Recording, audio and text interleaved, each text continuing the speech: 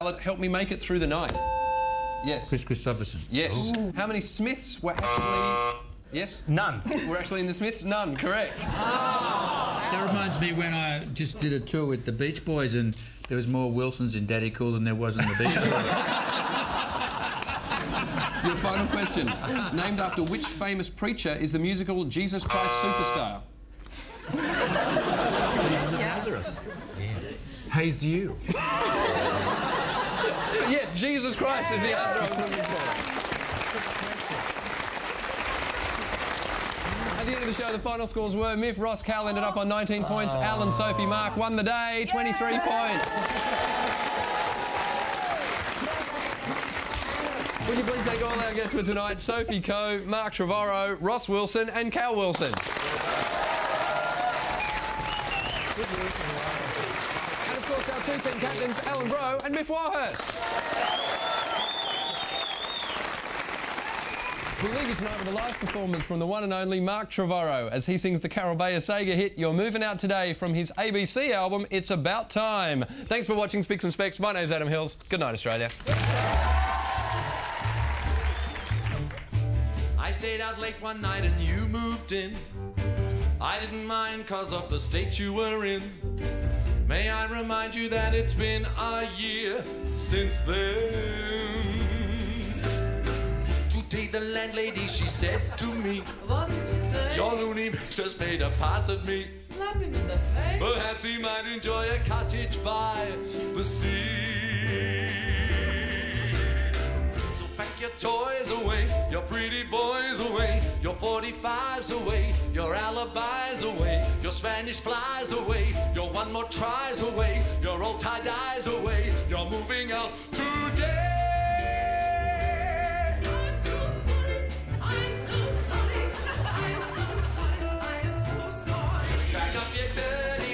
Songs that have no hooks, your stacks of modern screen, your portrait of the queen, your mangy cat away, your baby fat away, you're headed that away, you're moving out today.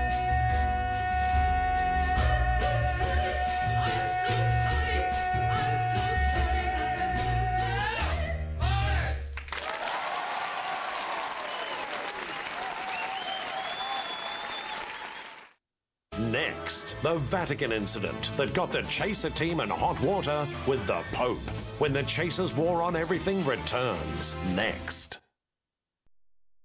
Love a good murder mystery? Here's one that's true. The character's Arthur Upfield. He became a famous international crime writer. The whole town is talking about your book. But in 1928, he was fixing fences and collecting ideas for his stories. He wanted to create the perfect murder. No body, no evidence. George, a lovable drunk, had the solution. The killer gathers all the burnt pieces of bone and grinds them to a powder in a dolly pot. Snowy Rolls was a charming drifter. Wouldn't have loved him. With a very dark side. On hearing the discussions, he was inspired to murder. Detective Harry Manning suspected Snowy was a killer, and he'd read Arthur Upfield's recently published book. I found it very helpful in tracking the suspect. The amazing true story of a writer who inspired a serial killer. 3 acts of murder, coming soon to ABC One.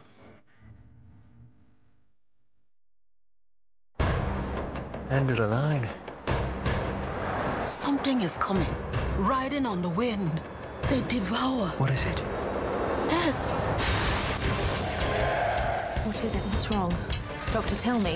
Every single instinct of mine is telling me to get off this planet right now. Doctor, it's coming for us!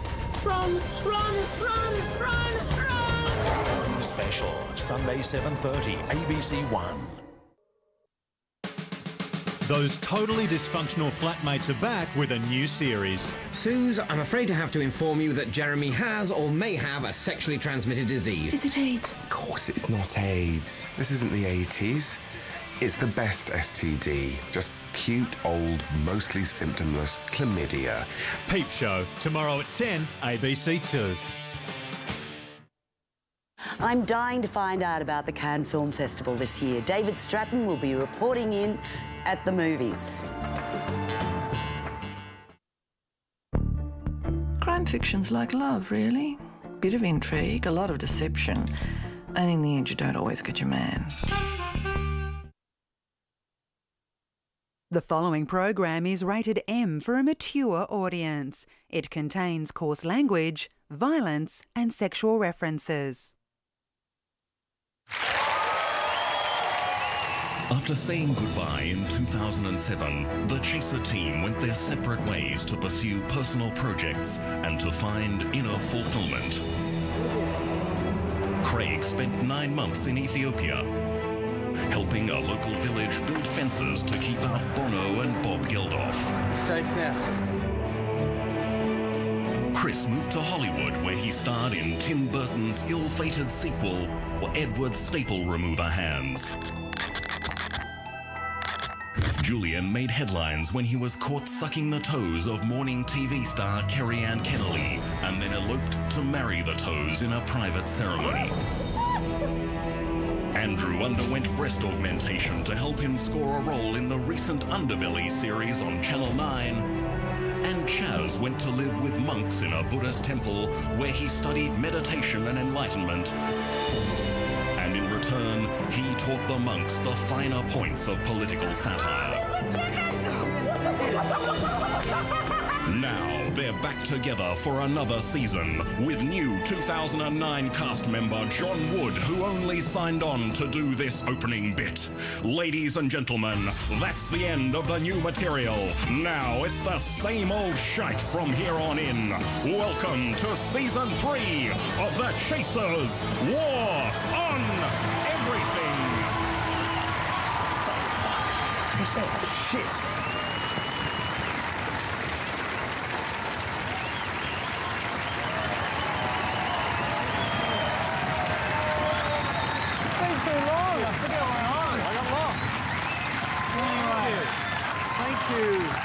We made it. We're on the couch now, and yes, thank you. Welcome to the brand new season of The War.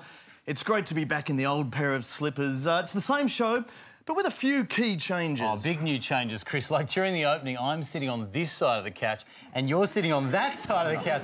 It's an exciting, fresh new look. Oh, it changes the whole feel of the programme. It's very 2009, but quite a lot has actually changed, hasn't it, since we were last on the air? Yes, we've got a brand new Prime Minister, Kevin Rudd, and Rudd actually sent us a good luck message for our first show back tonight. A telegram, have you got it? Yes, so actually says, Ni hao, tamada, water, three fongs and ali. Thank you, Kevin. We've actually had that translated, and apparently it means, where the fuck is my hairdryer?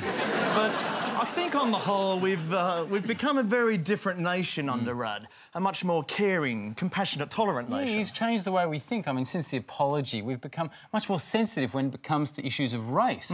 For instance, particularly when you see eyewitness vox pops at crime scenes. There were these two wogs fighting, and the fatter wog said to the skinnier wog, "Oi, bro, you slept with my cousin, eh?"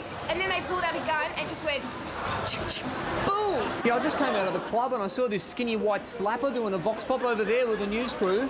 And she wasn't a wog, but she was definitely a bogan and a complete bullshit artist and a media slut. And I just felt like putting a gun to her head and just going, boom. Well said. Well said. Well, that's the new language of Kevin Rudd's Australia, isn't it? But look, quite a lot else has changed in the world. Not only does Australia have a new Prime Minister, but America now has a new president, and the Footy Show found someone who treats women even worse than Sam Newman. Yes. What a shocker Cronulla's been having. Isn't I mean, Matty Johns is the only one who's been crucified so far over that group sex scandal, even though there were plenty of other Cronulla players there involved in the sex and apparently standing around masturbating. I know, they were, but surely the real question is whether the rugby league has learnt its lesson from all this. Yeah, I don't know. I was watching the NRL Footy Show this week and I'm not so sure they have. Yeah, the sponsor giving them a sex toy. Yeah, Matty.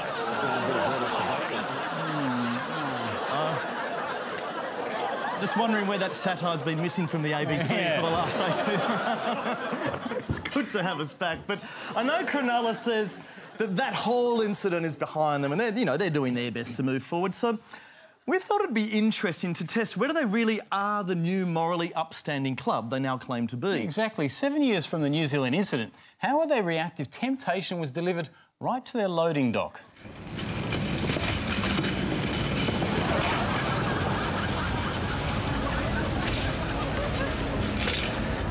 G'day, guys. You just signed for one drunk girl, thanks? Delivery for the Sharks. Yeah, I'll sign for the girl. Oh, thanks, mate. Just, you know, give it to the team, all right? Yeah, mate. Sweet, excellent, all right. And I won't tell anyone I delivered it, all right? Sweet. But of course, the Sharks aren't the only organisation to have found themselves neck deep in scandal. The private school Knox Grammar has had 5 ex-teachers charged with alleged sexual misconduct back in the 80s. Yes, well, they haven't been tried yet, and they're entitled to the presumption of innocence. But we did want to know how the current teachers at the school would measure up today.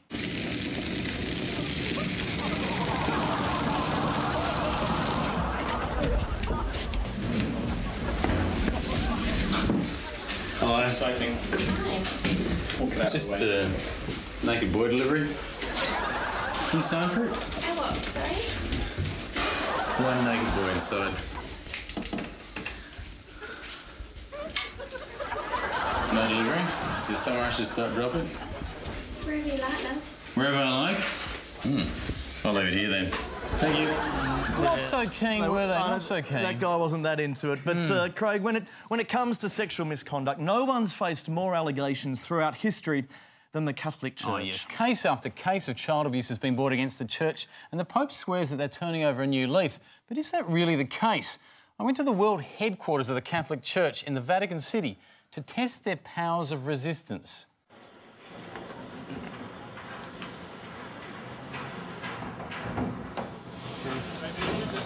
So we invented a device for them. It's a blimp. Young boys inside, pull down if you want them. Yes. Dangling a temptation rope for anyone of the priesthood to pull it down. Oh. A lot of people there immediately into it. There's the rope. Grab onto it, people. Come on, is anyone taking the rope? Go up, go up. Oh, Whoop. Jesus. This is not easy.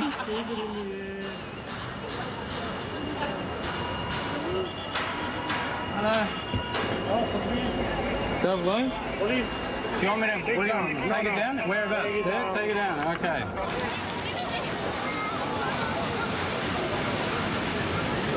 Do the priest want the boys? Australia. Can I get the blimp back, even if you keep the boys?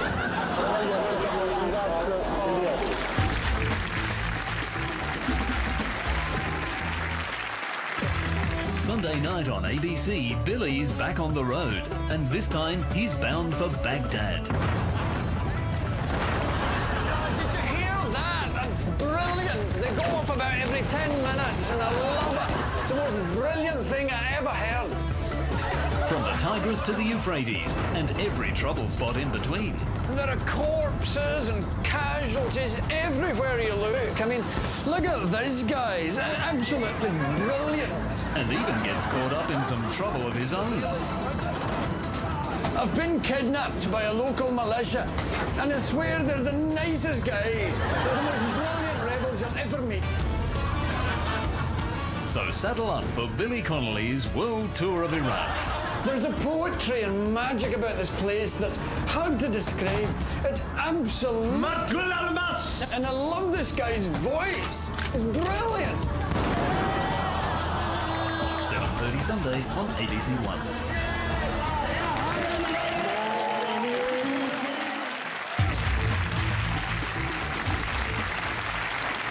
Now, guys, since we were last doing this show, we haven't just got a new Prime Minister, we've also got a new Governor-General, Quentin Bryce. Look, I have to admit, she was not my first choice for Governor-General. She wasn't even my first choice for Quentin. Yeah. But look, you know, she is the first woman to get the Governor-General's job, so you've got to say that's a real milestone for feminism. Yes, yes, although she does still have a man's name, so it's not quite the progressive leap that some are painting it as. Sure. But look, she can cut a ribbon as well as the next bloke, probably better. But there's one thing that she can't do. Traditionally, the new Governor-General is given an honorary membership of Australia's most exclusive club, the Melbourne Club. Well, she can't join the Melbourne Club, can she? I mean, she's not exactly, you know, like... She's not enough of a dick. Exactly. Yeah. It's true. The stuffy Melbourne Club won't let women into the club. So even though she's Governor-General, apparently Quentin Bryce can't be a member. Now, there's an obvious solution to this, so I went to the Melbourne Club to drum up some support for it. Good afternoon, sir. Just trying to raise some money today for a sex change for the Governor-General so that she can become a member of the Melbourne Club. Would you mind contributing? Not interested? No? Take that as a no. We're trying to raise some money for the Governor-General of Australia to get a sex change. To get a sex change. Well, would you be interested in contributing, sir? No problem. Excellent. Happy to You wouldn't mind contribute. signing up. Thank you very much. Good. $5 to get it in. Every little bit helps. It'll be a pretty bodgy job at $5, but if we get a little bit more, we'll try and make it all very hygienic. Yeah, unfortunately, I didn't quite raise enough money for a sex change operation, so I thought I'd actually check whether the club will let a woman in if she's the Governor-General. Good afternoon. I'm here to sign in. Sorry, sir. I'm a guest of the Governor-General. No, I'm sorry, sir. Is it because she's a woman? Is that what it is? Sorry, sir. No She's supposed to be a member. Please, sir. Honorary member. Please, no? sir. Thank you Okay. very All much, right. sir. All right. Thank well. you. Thank you. Okay, then can you maybe give me a few dollars for a sex change then? I'll get her a penis. Thank you. Okay. No, very traditional. They wouldn't have it, but I wasn't going to give up because, you know, the Melbourne Club is one of the last bastions of the patriarchy. Not in the chaser. Yeah, but if you can't get into the front door, there is another way into the Melbourne Club. You can always go over the back wall. So that's what I tried. This is how to get a woman into the Melbourne Club.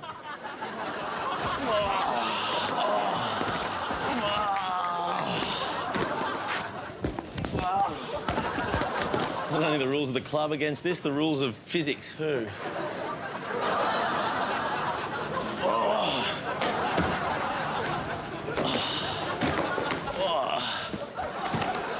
Might have to try the ladder.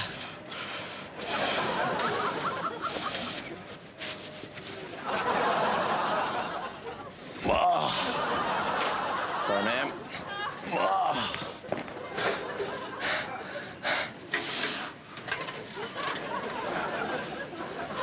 I'm doing this for women everywhere.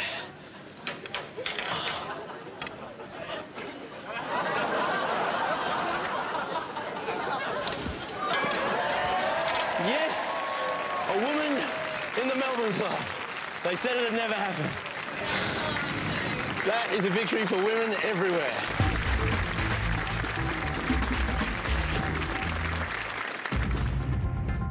This Newsbreak update brought to you by the latest smash hit TV show from Israel. From the creators of Wipeout and Wipeout Australia, now comes the new Israeli edition.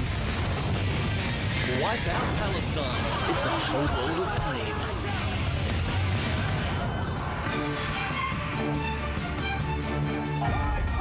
They're traditionally known as violent hate mongers, but this weekend members of the Ku Klux Klan will be coming together for a good cause, wearing pink sheets in support of breast cancer awareness. Look, breast cancer is an awful, insidious killer that takes away the lives of innocent people for no sane reason. And that's something the Klan can relate to. The Knights of this clan are urging all members to wear pink this coming Sunday and are also selling these pink Burning Cross stick pins to members of the public and celebrities who wish to support their attempts to find a breast cancer cure. There's a woman I know who's been fighting breast cancer for the past 15 years, and she is the bravest, strongest woman I have ever known. Unfortunately, she's also black, and so that means we still have to reach her. Despite the fundraising efforts of the clan, at least one Grand Dragon is less than impressed by the plan to swap the clan's traditional whites for pink. Well, this is the most ridiculous idea I ever heard. Then why are you wearing pink now? Well, that's because my stupid-ass lady wife threw my sheets in the wash with her goddamn red sweater, which once again shows the stupidity of mixing colours with whites. This is Christopher Flood for Newsbreak.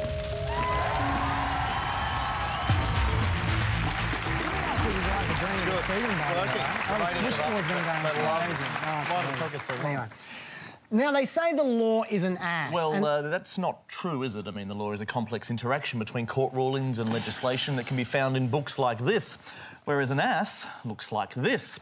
Nothing at all alike, are they? OK, fine. But the important thing is that there's a lot of stupid lawsuits out there, especially in America. Like that woman who sued McDonald's because the coffee was hot. Yeah, now that's a great example, but it's just the tip of the iceberg, and there's a real chance to make some quick cash. What, by filing a lawsuit of your own? No, what you do is you find some company that's already had a lawsuit staged against them, and then you stage exactly the same accident again that led to the lawsuit. Then you try and make the company cough up again. win. Well, you would have thought they'd want to make an out-of-court settlement with you just to avoid going through the courts again. See, that's the hope. And the first place I tried is Victoria's Secret. You see, they were recently sued by a woman who claimed that when she was putting on her underwear, it snapped in her eye. Can happen. I don't know. So what if I went to Victoria's Secret store and had an accident of my own?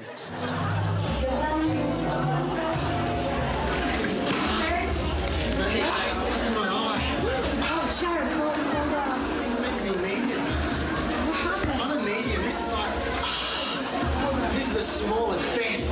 Okay, hold on, don't worry. Oh man. Are you okay? Oh, this is such a lawsuit. I'm trying to get Johnny Cox across the table. Give me a minute. Look, I'm on your side. I don't want any trouble. I don't want any lawsuits. I don't want any expensive $1 billion lawsuits or anything. Just give me $150 cash and I'll fine. Okay, can you put your stuff back on, sir? So what So do you get the result? money? Any more? There's no money. But look, it wasn't a total failure, OK? Because at least they let me keep the underwear and it's quite comfy, actually. No, that's good. So copying lawsuits doesn't work. Oh, hang on, Rui. Don't jump the gun. There's a lot of lawsuits out there. Like, for instance, there's the guy who sued Texas Roadhouse because he found pubic hair in his steak. Time to produce the trusty bag of pubes.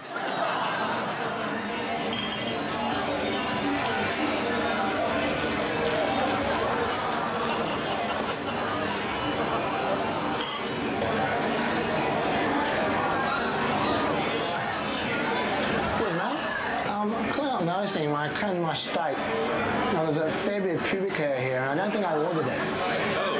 So... That's pretty bad. Yeah. It's... Bye.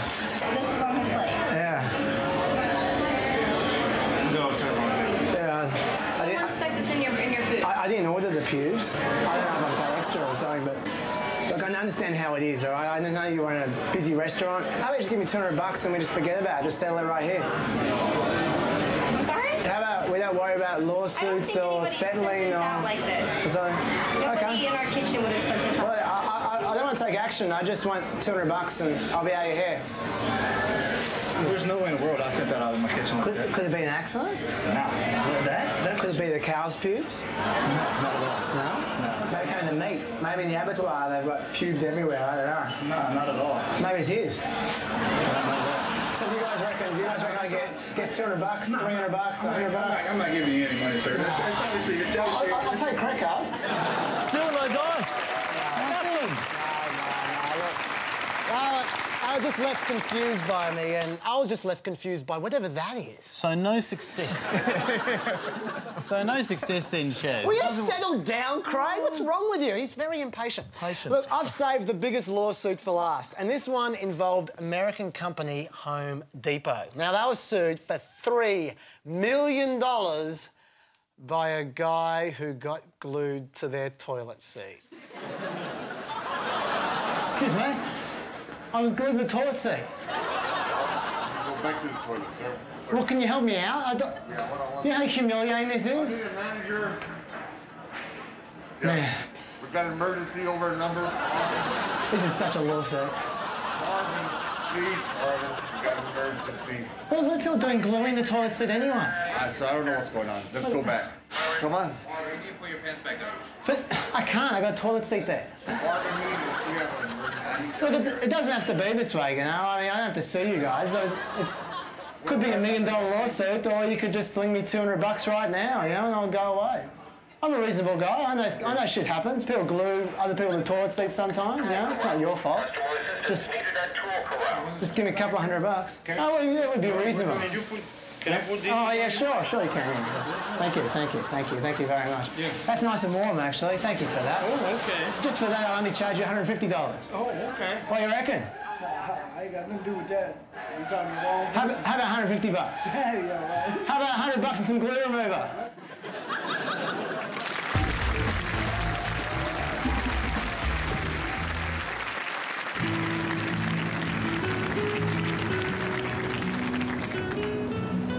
I had a dream last night.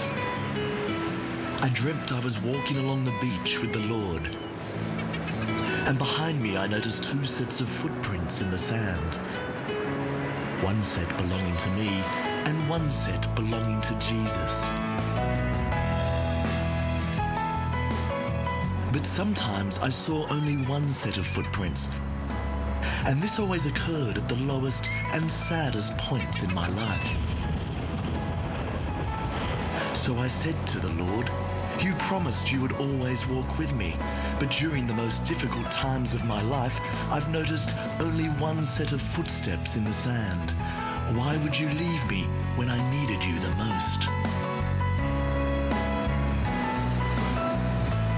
And the Lord replied, "The times when you saw only one set of footprints was when Jesus had been taken by a massive shark just off of Sydney Beach."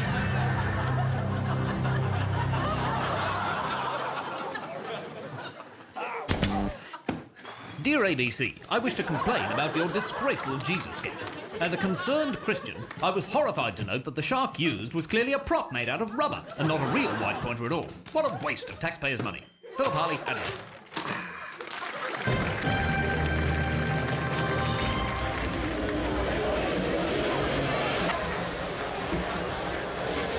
Attention all Cronulla Leagues players. Can those people involved in the New Zealand group sex please report to the matchday office so that you can finally be identified. Please, this is not an attempt to have some sort of bizarre team bonding ritual. Please report to the matchday office and try doing things one at a time for a change. Thank you for your attention. Yeah, it's gone live to fucking air. It's gone live to air. That's just gone straight over our feet. Oh, right. Oh, security, get security now. There we go.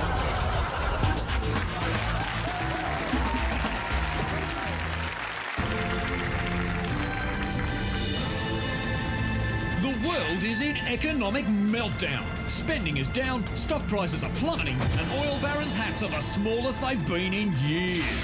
Formerly high-paid barristers are forced to wash windscreens to make ends meet. Respected Iron Chefs can only get work cooking hot dogs.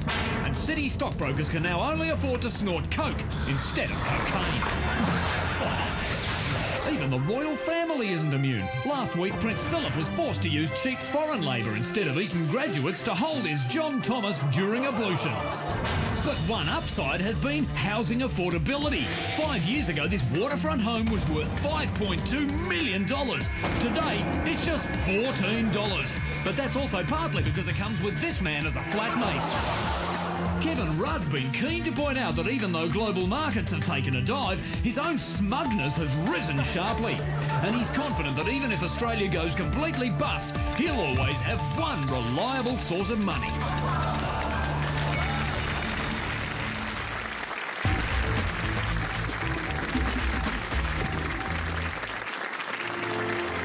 On the foreshore of Sydney Harbour stands one of Australia's most prestigious schools. The Sydney Church of England Grammar School, or Shore as it's often known, boasts some of the finest sporting grounds and facilities of any school in the world. As an old boy of Shore, I'm very proud of the school, and I always try to stay abreast of what they're up to and so forth. And I was quite distressed to read an item in their recent newsletter here requesting donations to help them build a new rowing shed. I knew at once I couldn't possibly live with myself if I just sat by and did nothing. Enlisting the help of friends, Chris went cap in hand to a terminal cancer clinic to speak to the patients about the schoolboy rower's plight. Look, I'm sure you're probably in a little bit of pain right now, but I'm just wondering if you wouldn't mind helping out the Shore Rowing Shed Fund? Determined to widen their fundraising efforts, Chris sought to raise awareness among Australia's Indigenous communities. While another volunteer, Craig Rucastle, travelled to Somalia to run education campaigns about the rowing shed crisis in Australia. We've had a really great response here in Somalia. Everyone's been really generous and understood the plight of Shore's rowers. We've done really well, and this is just one African country. On January 18th this year, Somalia's biggest names in music got together to put on a live concert to raise money for the Shore School Shed Relief. There's a river I have been to where schoolboy hearts have From Australia, just trying to collect some money. I haven't got. You haven't got any money for that? But they're in a very old rowing shed from 1998. To a place where angels tread, but the currents To the shore rowing set with the GPS.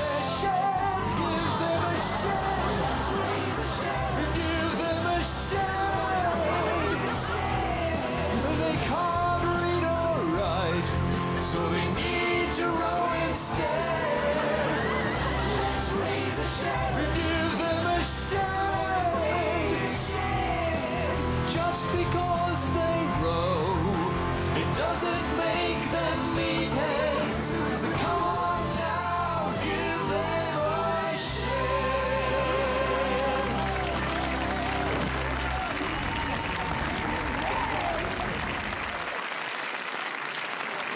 Sure wanted to pass on their thanks, and they also wanted to know if you're heading back over there next month, they need a new music centre as well. That's about all we have time for this week. Thank you so much for having us back in your lounge room. And remember, you can always watch the show online by going to abc.net.au/chaser. And be sure to check out our new websites while you're there, including this week's web poll question: where should North Korea conduct its next nuclear test? In Kim Jong-il's house, at Cronulla Leagues Club, or in the Chick Chick Boom Girl's mouth? Well, thanks for watching. Until next week, good night. Good night.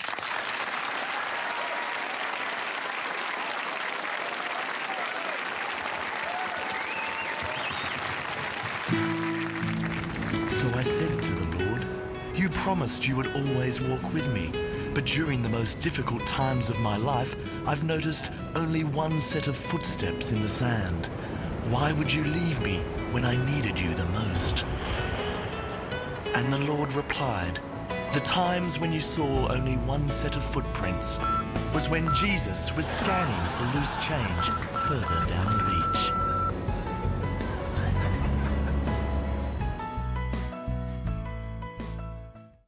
Discover the dirt behind a TV soap. The entire show is falling apart to my hands like a mummified corpse. Moving Wallpaper is next. This is June on ABC 2. Torchwood. You know, we should bring Kim up here. Was that the devil?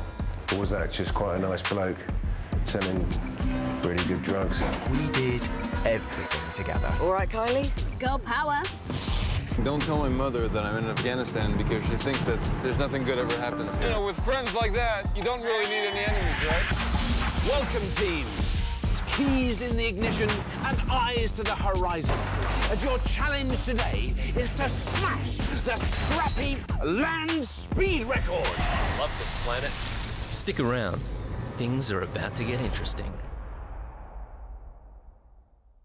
Shut down. Section D has been suspended pending full investigation. And set up. My team is under imminent threat of assassination. Monday. Baby King likes to kill multiple targets. He rounds them up. And then he blows them up. When it's payback time.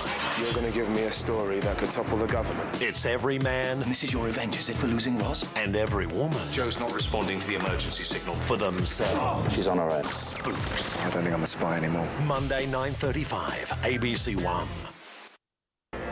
Madam, are you currently using any medication? I'm on my third GNC. No. Gin and tonic doesn't count. It's the most chaotic call centre in India. I'd like to talk to someone with a brain. Get me your manager. I'm afraid you'll have to choose, sir. I'd like to speak to a manager or someone with a brain. Mumbai Calling. I really need a cuddle. Tuesday, 9:35, ABC 1.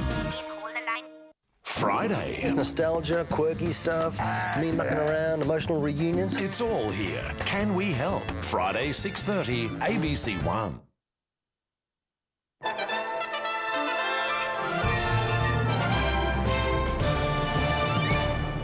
Good evening. The federal government is asking people not to panic, but it says the swine flu situation's about to get much worse.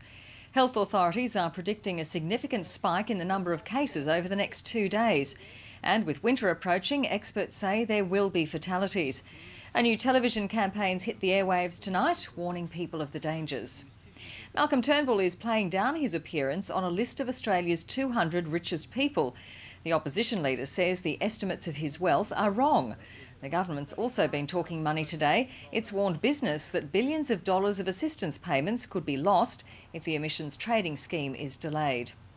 At least 23 people have been killed in a suicide blast in Pakistan.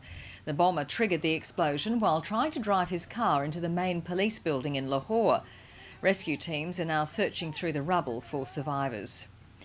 And the federal government has announced an inquiry into the collapse of Great Southern and other investment schemes like it. Australia's largest agricultural fund manager went into administration last week. The first meeting of creditors was today, and many investors fear they'll be left with nothing. Tomorrow's weather, light showers for Sydney, Melbourne and Hobart, and a dry day in the other capitals. More news in Lateline at 10:30.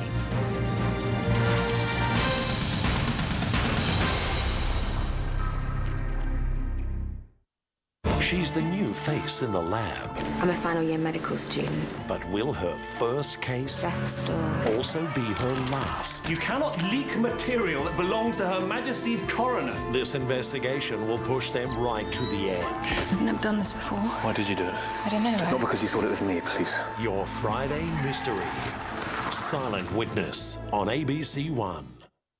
Who is Graham Norton? He's very handsome. Very handsome. Cool. So brilliantly funny. So much fun. Yes. Like a huge success. Right. Genius. Come on now. I am your queen. No, that's true. And why is he feared? I mean, it's quite brave to come on the Graham Norton show. What could possibly happen? Well, you'll see what happens. Expect the unexpected. I don't know where you get these audience members from. Hello, Australia. You can catch the latest episodes of the Graham Norton Show tomorrow night on ABC 2. What did you want to be when you were a kid? I wanted to be the best at something. A rock star, a karate kid, a wrestler, a hip-hop legend. You too could live the dream with Lawrence Lung's Choose Your Own Adventure on DVD. What do you call it? Choose Your Own Adventure. Lawrence is #1!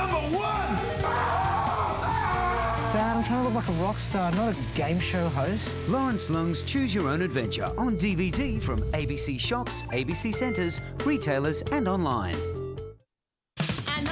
What goes on in the office of moving wallpaper washes up on Echo Beach.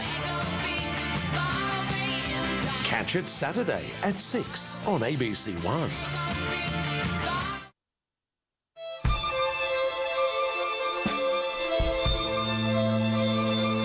It's like traditional Indigenous ways of approach. The season, cycles of time, who was around, all those things affect how you approach a site. You know, you might not want that big Western-style front door where you come in off the street, bang, just like that, one size fits all. You want to think about who's going to use it, the story of the building.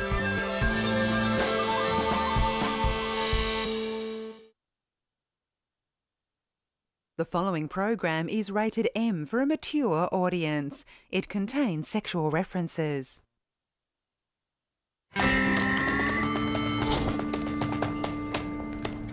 There we go. Jimmy and Abby together at last. What? Jimmy and Abby, the surf shop launch. Should they get together now, do you think? Wouldn't it be better to keep them apart for a while? Why? Sex and death, Carl. That's what drama's all about. If they're not shagging, they need to be dying. Actually, shagging and dying would be amazing. Not even Hollyoaks have done that. Yeah, well, what about Charlie? Well, what about him? Well, he's a nice guy. Wouldn't Abby, you know, be interested in him? He's a dork, dude. Since when have girls been interested in dorks? Gillian was saying she thinks you two are quite like Jimmy and Charlie. Oh, well, you know, like Tom's quite cool like Jimmy and Carl's quite sweet like Charlie. Is that the way you meant to write it? Well, characters are usually an amalgamation of many different people drawn from the life of the writers. Yeah, basically, yes. Mm. So who's Abby?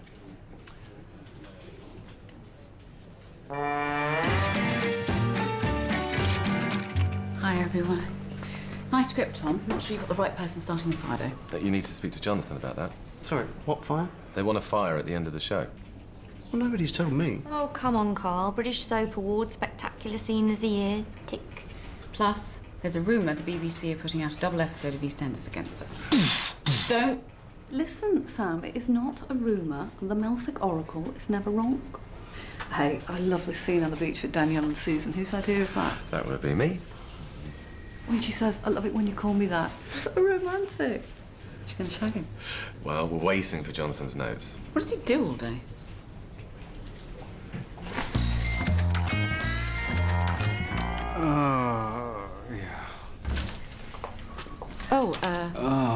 I'm sorry. Oh, it's fine. What is it? Tom's script's in, waiting for notes. Right, I'll get onto it. Great romantic scene between Dan and Susan. Really sweet. Excellent, yeah. They don't give out soap awards for sweet, though, do they? How about they do it? What? They do it, you know, on the beach. They actually have sex on the beach? Well, maybe not the full, you know, but how about a dry hump? Dry hump? Yeah, you know, with the clothes on. Rubby, rubby. Ooh, maybe we get a flash of Martine's there. Or a glimpse of thigh. Jason's bum. Some of his bum. We should check this with Nancy first. Yeah. Actually, see if we can get some nipple in there, you know? Tell you what, why don't we kill someone, too? With that and the explosion, be a monster of a show. Get the writers onto it. Anything else? Yeah. You know Susie Amy? Vaguely. The out-of-work actress that's somehow creeping into every episode. She's asking for an acting credit. Oh, just give it to her. We don't really have space. Bump one of the writers. Which one? Gillian. Why? Why not? Go and tell her.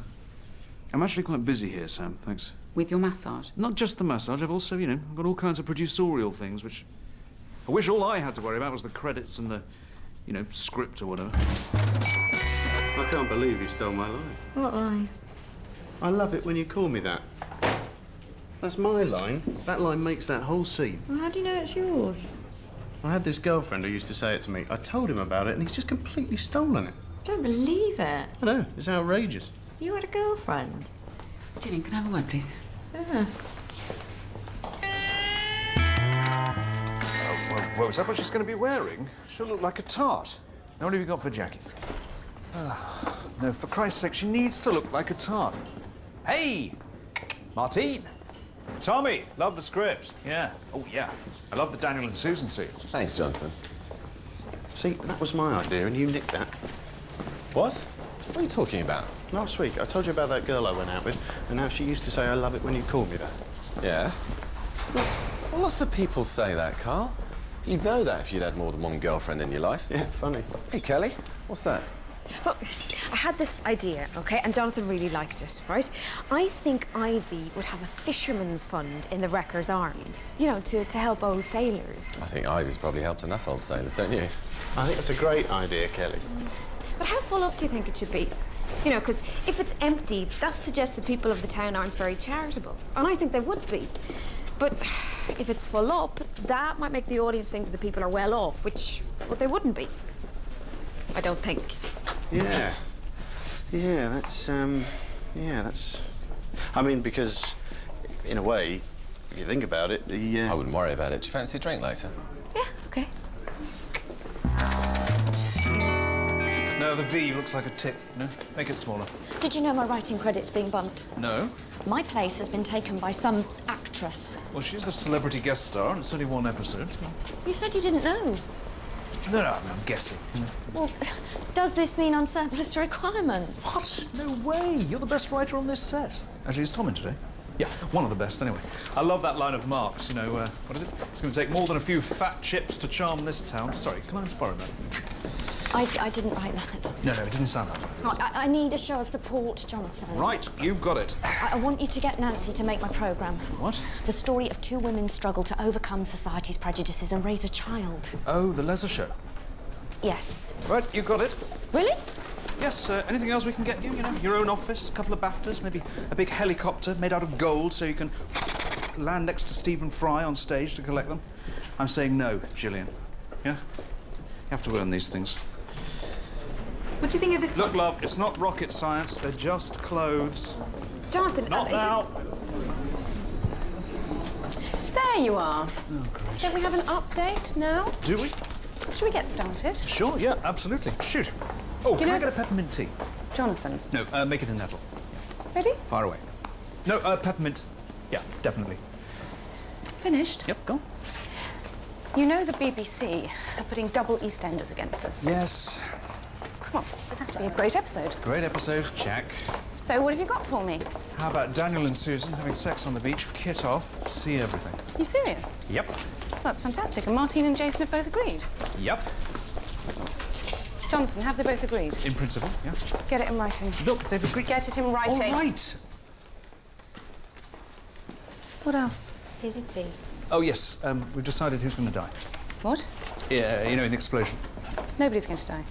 But it's episode 4, Jonathan. We've only just started. This is a seaside soap, not Alien 3. But there's going to be a huge explosion. The audience simply won't believe no one died in it. How can you not see that? Why don't you just make it clear that everybody was safely out of range? Oh, so you want a small explosion? No, I want a big explosion. Just tone down the impact. Yes, why don't we do that? Why don't we tone everything down? Why don't we just make everything shit? Who starts the fire? Yeah, like you care. Jonathan. Mark, okay? No, not okay.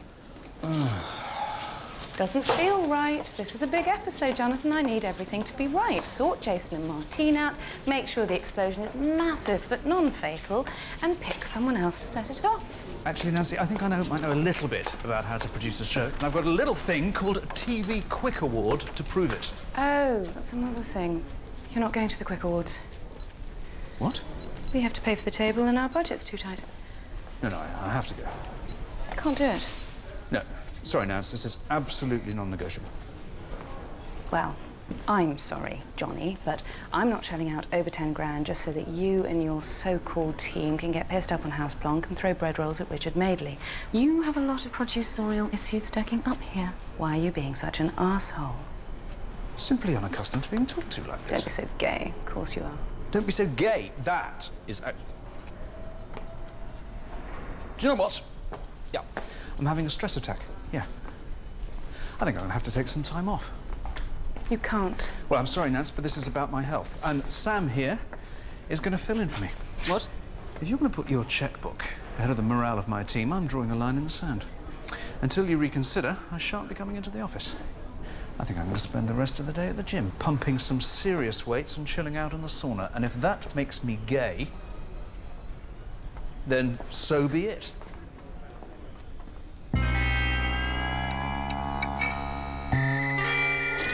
You're always saying you want more input. But... Try to be firm, but also understanding. It's just... I find management is like sex, you know? It works best when you use a carrot and stick. Only joking. Actually, using a stick would be abusive. As would a carrot. It's just I'm not sure this is a good time to be dumping everyone in it, Jonathan. Well, there never is a good time to dump everyone in it, Sam. You know, that's the point. Sometimes you just have to take the plunge. What I'm saying is we're up against a double episode of EastEnders. We haven't got the script finished. We haven't got a decision on who starts the fire. You'll be fine, Sam. Really, you'll be brilliant, you know? Anyway, it's a point of principle between me and Nancy, you know? Let's see how the bitch gets on with a complete nobody running the show.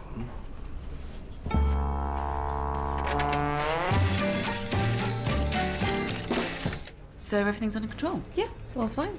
Tom's doing the rewriting of the fire scenes and sexing up the beach scene between Susan and Daniel? Yep. Are Martine and Jason okay about nudity? Yep, Mel's run it past the agents. Anything else? Nancy had a couple of notes. Yeah. Can we set up a test explosion for the big finale? Done that. Okay, and... Make sure no one dies in the fire. Done that too. What about the boundaries of the new Palestinian state? Have we got agreement on that from the Israelis? I'm not sure I have that down.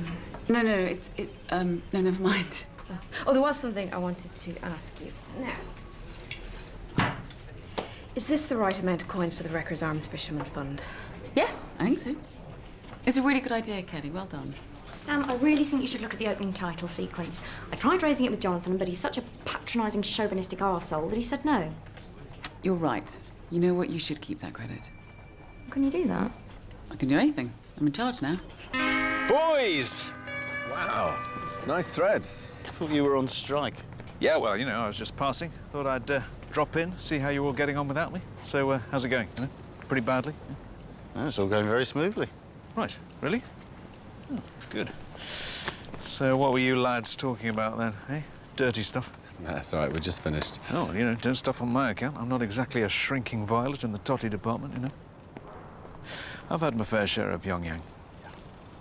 I think you might mean Poontang. Pyongyang's the capital of North Korea. Is it, Carl?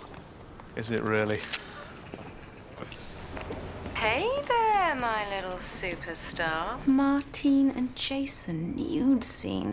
Fantastic. Jason's naked ass will literally piss all over EastEnders.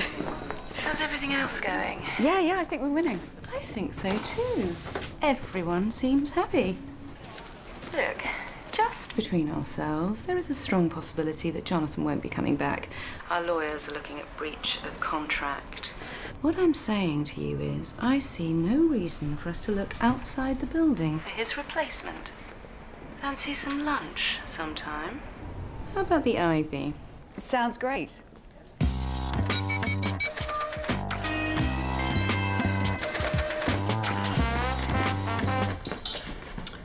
Hi. I was just passing. Actually, I forgot my, phone. How's it going? Great. Really? Yeah, the place is running like clockwork. Brilliant. Been having a little bit of trouble with my mobile, actually, so if you've been trying to call me... No, I thought you said you'd left it here. That's right. Don't suppose Nancy's changed her mind about the awards thing? No. Okay. Oh, you couldn't get me a cup of tea, could you? Aren't you on strike? Well, it's not a strike as such, it's more... Get it yourself. Sam, I really need to talk to you. Guess where I'm going for lunch. Oh, the Ivy. Fantastic. And the thing is, Sam, I've got some bad news. What? Don't tell me Jason and Martine don't want to have sex on the beach. Your mum just died. Oh my God. Only joking. Martine and Jason don't want to have sex on the beach. Get me the agents. Do we know why? Martine said something about artistic integrity. What? I know, Martine. Also, Susie Amy is not playing ball. You said Gillian could have her credit back. Yeah. Well, Susie's not doing the scene unless she gets her own credit. Oh, stall her. They're shooting it today. Martine's agent on one. Hi, this is Sam from Echo Beach. No, it's a really tame scene. No real nudity. Well, apart from Jason, but we'll sweet talk him round. You know what a pushover he is. I see. I thought you were Martine's agent. Is there no room for manoeuvre? Gone quiet, negotiating tactic? Do it back to her. I will. He doesn't have to let them know it's boss. She's hung up. Oh, cock. So nobody dies in the fire, but we still need a dramatic ending. Carlos, any ideas? Carl. New ending, any ideas? Nope. Okay, fine. Be a twat. Actually, yes, I've got an idea. What? So you got Charlie and Abby, right? Yeah, but no, because Abby's going to go off for Jimmy, obviously. Well, no, not obviously. How about this? Charlie and Abby go out looking for Jimmy, but Jimmy's gone surfing. But he gets hit by a shark, and it bites him again and again and again, and Charlie dives in, pulls him out, but it's too late, and Abby realises that Charlie is the real hero. Like, put down the popcorn. What? A shark attack in Cornwall? All right, a bomb then. Yes, that's good, actually. There's a bomb in the surf shop, and Jimmy gets blown up, and Charlie tries to save him, but it's no good, and Jimmy dies. Jimmy dies? Jimmy doesn't die. Why not? Because he's one of the main characters. And that's what makes it spectacular. Hey? What if we give them extra money? No more money in the budget.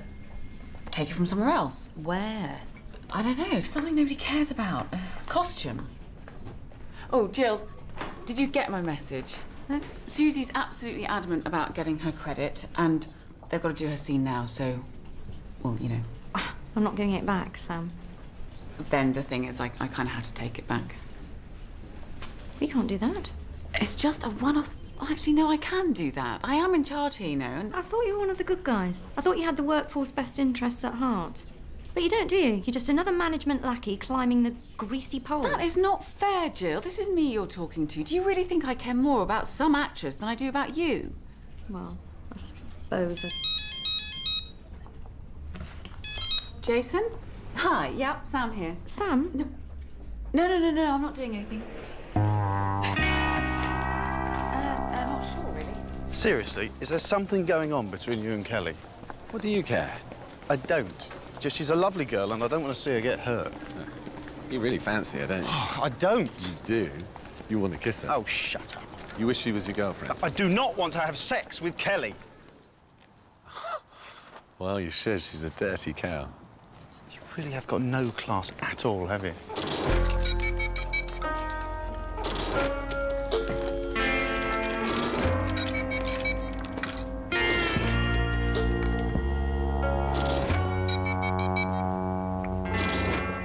OK, spectacular ending.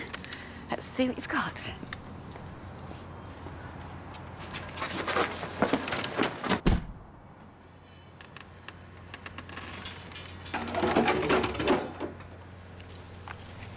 Is that it? Yeah, it's all we can afford in your budget.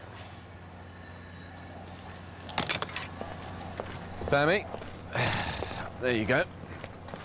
Susan and Daniel romping on the beach, the big explosion, the lot. Yep, that's great. Apart from Susan and Daniel romping on the beach and the big explosion, they don't want to romp, and the explosion's different. It's not my problem. Sam? Yeah. Listen, I've added a few more. What do you think? Is it too full? Not sure, really. It's hard to tell. But that might be because the entire show is falling apart in my hands like a mummified corpse. Oh, sorry. Hi. Hi. They giving you trouble? No. You'll sort it out. Yeah, no worries. Any other problems? None of your leads have died? No. Set hasn't burnt down? No. And you're definitely not going over budget? No. Martin and Jason haven't pulled out of their sex scene? No. Great.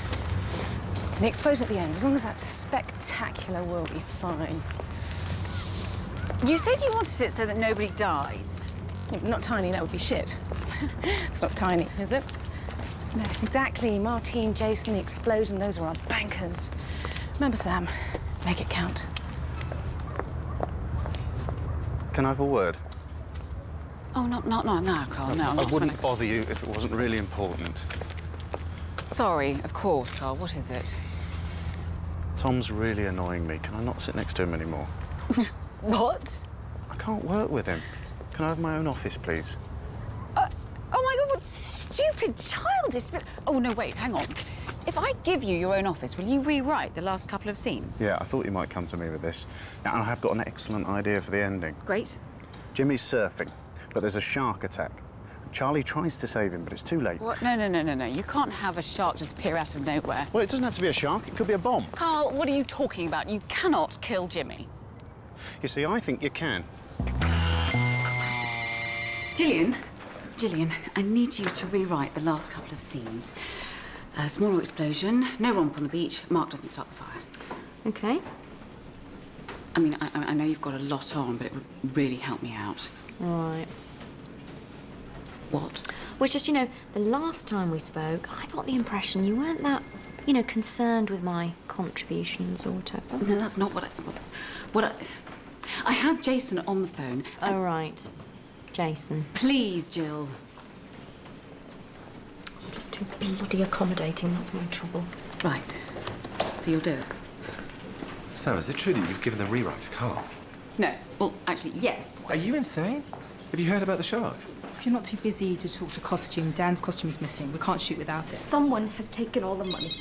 OK, what if Bray knew about the shark but he didn't tell him? I'm really sorry. I have no idea. Sorry, Kim, just ask about the shark. Oh, for Christ's sake, will you all shut up? Susie Amy's just walked.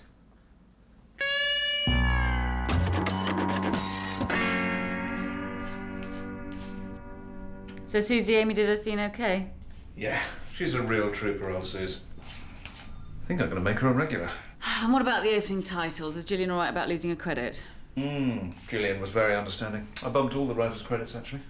And they forgave you? Yep. Maybe. I don't know.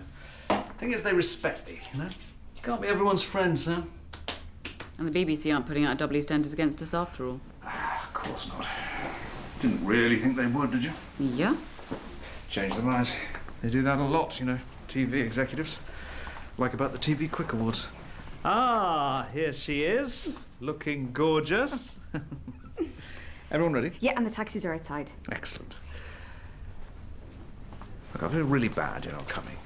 But, you know, something really upset that costume lady, so I had to give you your place. Got to keep a happy ship, eh? Don't work too late. Oh, by the way, who does start the fire in the end? Well, it's a bit of a long story. Forget it. Who fancies a quickie?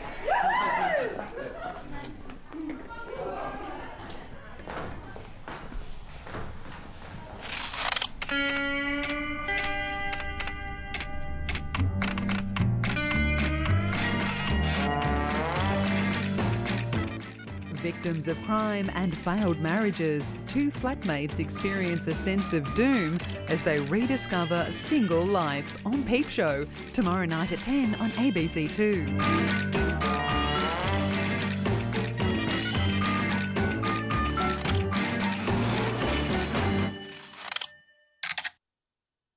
I'm dying to find out about the Cannes Film Festival this year. David Stratton will be reporting in at the movies. Next.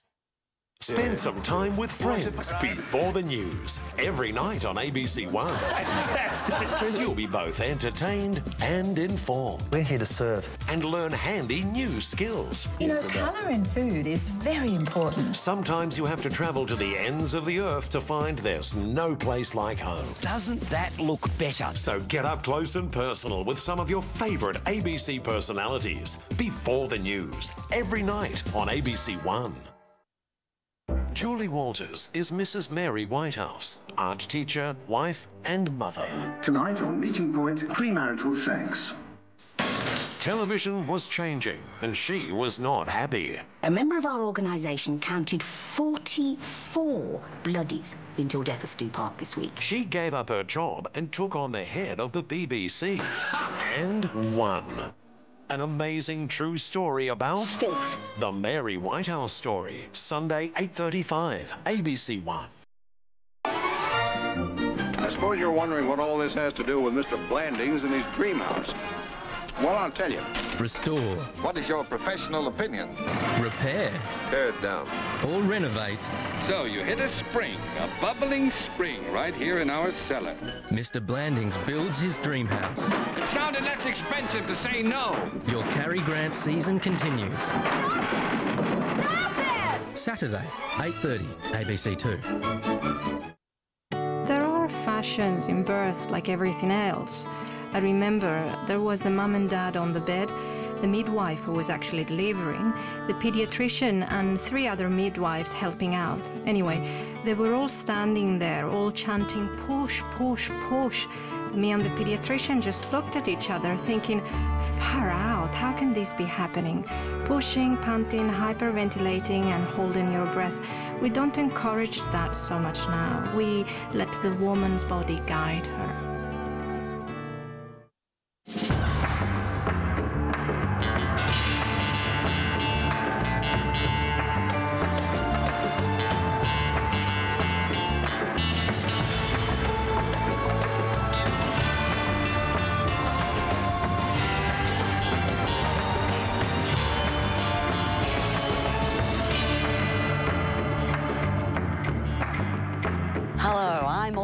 Here in this big empty studio. David Stratton has been drowning in celluloid in the south of France. Let's catch up with David and see what the film festival had to offer.